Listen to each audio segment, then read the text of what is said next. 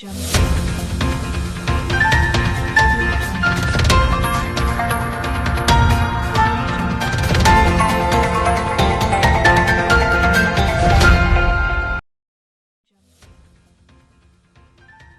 protection des données à caractère personnel est de plus en plus une préoccupation pour nos autorités. Le directeur des affaires juridiques et du contentieux de l'autorité de la protection des données à caractère personnel du Mali, M. Harouna Keïta, déplore le non-respect des réglementations sur la protection des données personnelles.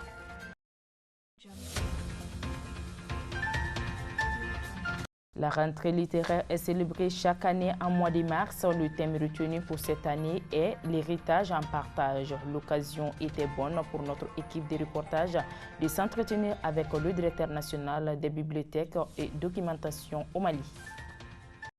Enfant 17 mars 1980, 17 mars 2021, cela fait exactement 41 ans que le secrétaire général de l'Union nationale des élèves étudiants UNEM a été assassiné. Vous aurez les témoignages d'Oumar Arbondagana Maïga, ancien compagnon de Cabral, sur sa disparition.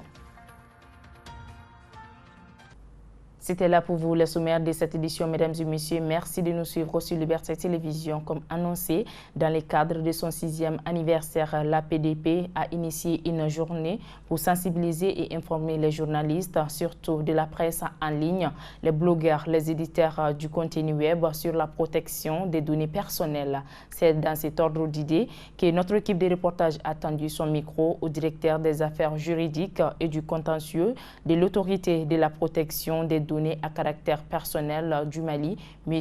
Harouna Keïta.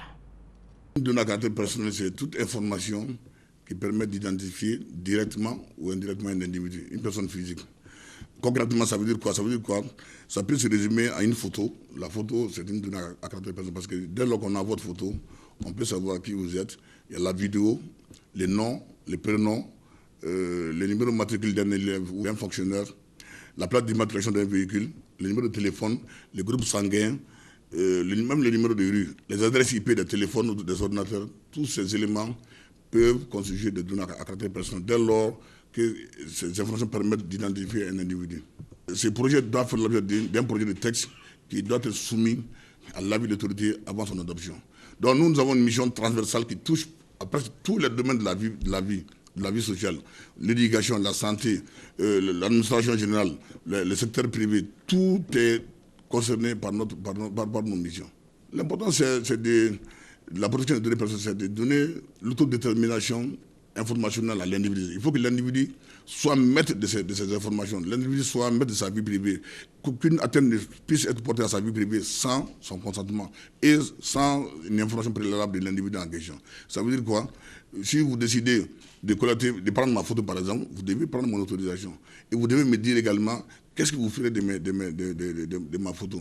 Si vous décidez de recruter ou de mettre en place au niveau de votre télévision un système biométrique, d'accès biométrique à vos installations, là où il y a les caméras ou votre cabine technique, vous devez d'abord informer l'APDP de ce projet-là et avoir l'autorisation de l'APDP avant de mettre en place ce projet et d'informer le personnel qui sera soumis à cette biométrie-là. Donc notre mission, c'est ça, de veiller à ce que les citoyens ne fassent pas l'objet d'abus par rapport à la vie.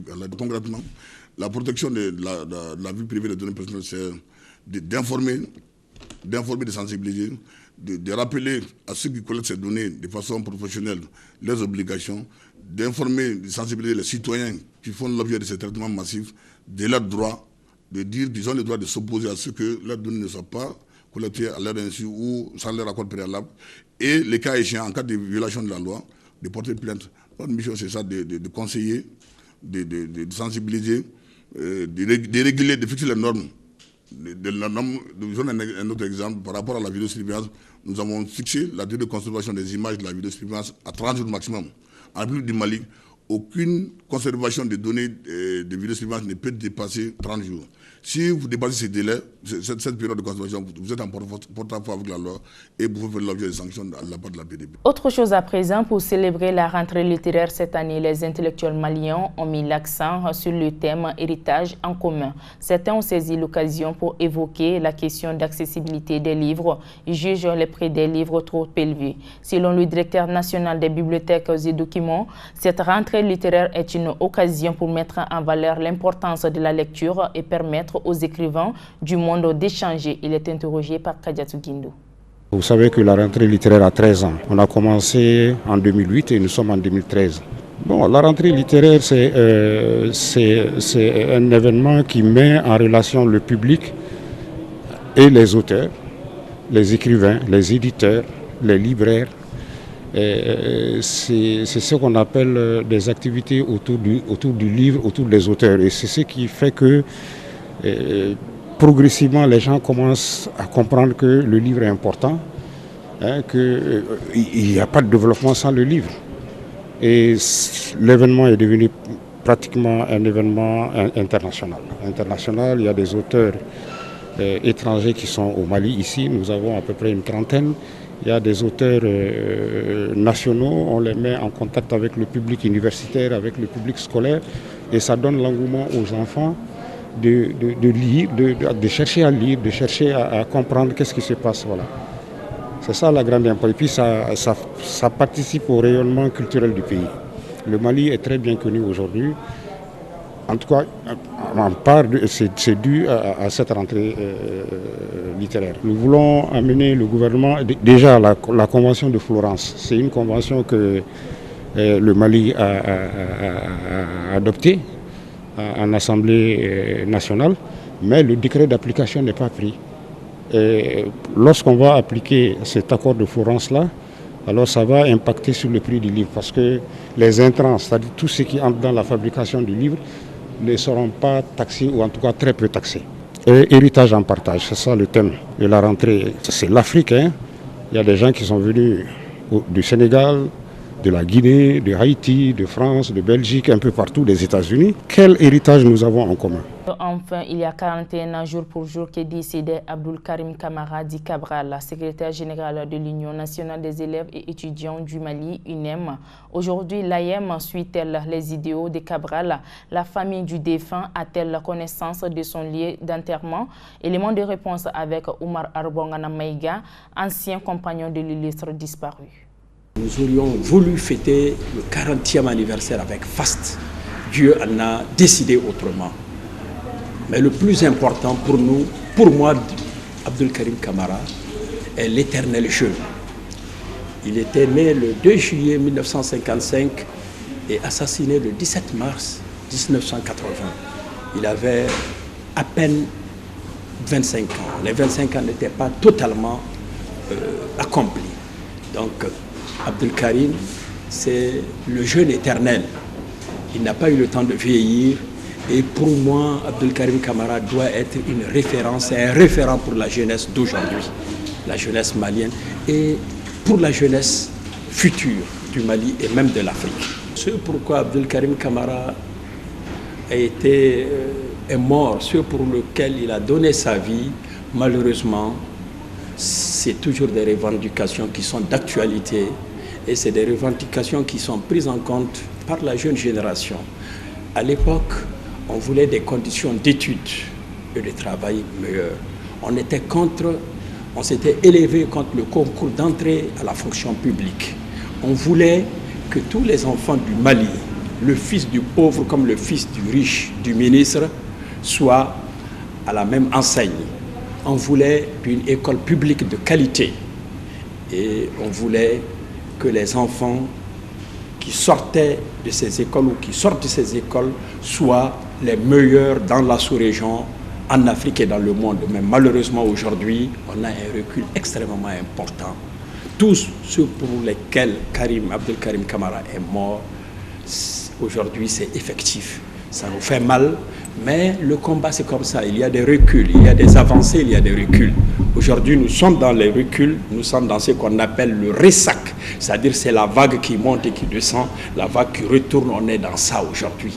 Mais il ne faut pas se décourager. Le combat de Abdelkarim Camara est d'actualité. Et nous, ses compagnons, qui avons eu le temps de vieillir, lui, il n'a pas eu ce temps-là, nous disons à la jeune génération de tenir le flambeau très haut pour des îles. Il faut qu'ils soient les meilleurs sur le plan intellectuel, sur le plan moral, sur le plan technique, qu'ils aient la technicité et surtout qu'ils soient des très bons patriotes, qu'ils aiment leur pays, comme Abdelkarim Camara a perdu sa vie pour ce pays-là.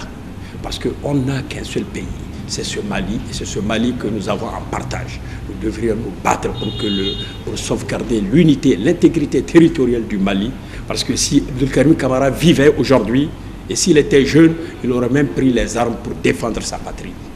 Et c'est l'appel que je lance à la jeunesse actuelle, à la jeunesse malienne, estudiantine comme la jeunesse paysanne, comme la jeunesse qui n'a pas été à l'école, parce que c'est la même jeunesse. Malheureusement, 41 ans après, nous ne savons pas où se trouvent les restes ou le tombeau de Abdelkarim Camara Di Cabral. Mais notre combat, notre désir le plus cher, c'est qu'aujourd'hui, comme la plupart des acteurs ont disparu, nous pensons que le moment est propice pour qu'on nous dise enfin où se trouve Abdelkarim Camara, où a été enterré Abdelkarim Camara. Parce que la plupart des acteurs, ceux qui sont impliqués dans son assassinat, l'ont rejoint dans l'autre monde. Et notre appel, c'est que les nouvelles autorités fassent tout pour nous aider à faire notre deuil, que la famille fasse son deuil, que ses amis puissent faire leur deuil avant de rejoindre ou de répondre à l'appel du Tout-Puissant. Vraiment, notre souhait, c'est que nous puissions savoir où est enterré Abdelkarim Camara Di Cabral. Ainsi prend donc fin ce journal d'information. Merci de l'avoir suivi et bonne suite des programmes sur la Liberté Télévision.